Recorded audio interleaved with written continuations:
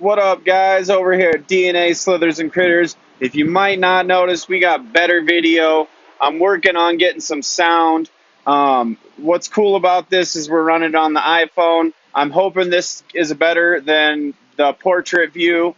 I am using the app directly, so fingers crossed on that. We will work on getting some better video for you guys. Each of these tubs, you'll see, have around 100 to 150 rats, depending on where they're at. Just to keep that in mind. 1:5 ratios with a ton of babies. I'm here to talk today about ventilation.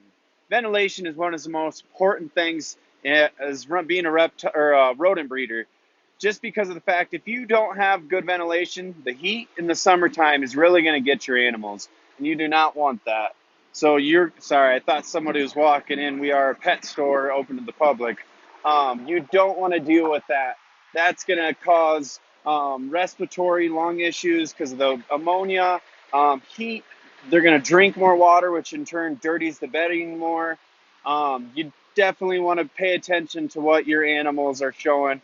If they look like wet fur and they haven't got a water leak, that's a sign of them sweating. So you'll definitely want to make sure that you're looking out what's best for your animals.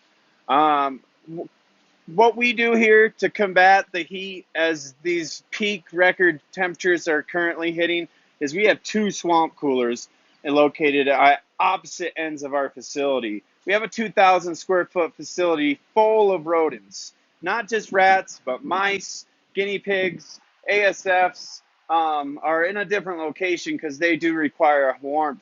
But as you can see, there is the swamp cooler. Here's some lion heads that just arrived until I get them rehomed or dispatched today. We wait to decide. Got guinea pigs over there. Really excited about some things that we're doing. I'm pushing hard for this company to bring it to that next level, bring it to YouTube. So we have the two swamp coolers. We also have this fan right here that's pulling air out of the building. That's just to kind of get the air moving. Right next to it, because we use two swamp coolers, we actually have two dehumidifiers, and that's going to bring the humidity down. Now, if you live in dry, humid climate, you can't use swamp coolers. So you're going to have to seek out massive amounts of air conditioning and, again, fans to move the air around. That's important. What I like to use is these things right here. They work great. They just push so much air down all the way down there to the other area. Our location is actually a giant circle of air rotation. It works great, and we haven't had any issues. I want to say you went around 100 times the air exchange. Now, this pushes around 460 CFMs per minute. I'm really bad when it comes to crunching the numbers as I don't do HVAC, but you want around 100 times the air exchange. Our swamp coolers, those push, I believe, around 6,000 CFM. So it really pushes the air, keeps it cool. That's how we run our ventilation. We take great pride in making sure these animals get fresh air, fresh care. Plus, we don't want to put ourselves in that environment where we're breathing in the ammonia. Customers walk in, it's like a wall of a hoarder's paradise. So here's the other swamp cooler we run right now.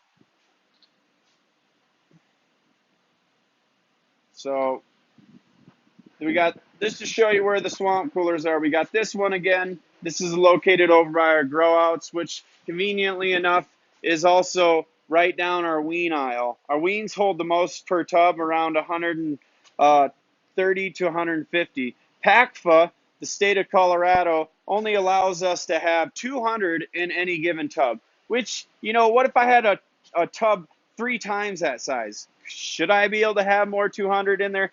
I think so. I go with the rule of thumb. If they look fine and dry, they're okay.